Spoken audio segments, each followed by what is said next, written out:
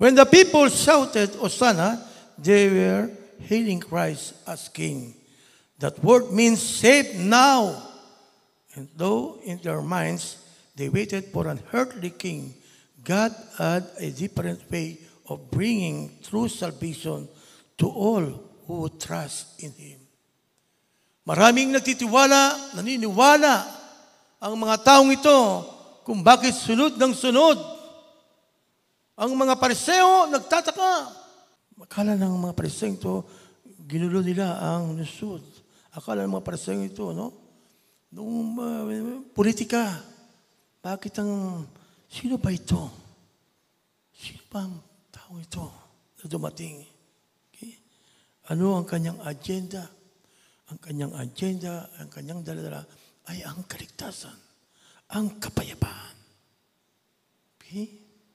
Ininalatag ang mga balaman, ininalatag ang mga sanga. Kung bibigyan natin ng kahulugan, mga kapatid, ano ang ilalatag mo? Kapatid, inihintay ng Diyos na ilatag mo ang mga alalahanin mo sa buhay mo. Ilatag mo ang mga problema, mga pagsubok. Ilatag mo. Isanggunin mo sa Kanya. Surrender your heart to God. Surrender your minds to God. Surrender your hands to God. Sa tuwing ikaw nagkakaproblema, ano ang nilalatag mo? Yes, nung araw, mga palaban, pero kapatid, kailan mo nilatag? Lord, napakahina ko, Lord. Patawarin mo ko, Lord. Nagsisipo ko, Lord.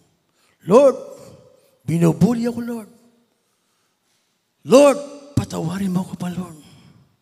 Alin ang mas malaki? Ang Diyos o ang problema? Alin ang mas malaki? Ang mga alalahanin mo sa buhay mo o ang Diyos? Big faith, big trust. Kapatid, hindi ko sinasabing exempted tayo, hindi ko sinasabing wala na tayong gagawin kapag may problema, kapag may pagsubok, kapag may mga alalahanin sa buhay. Nalulupay-pay ka, ilatag mo.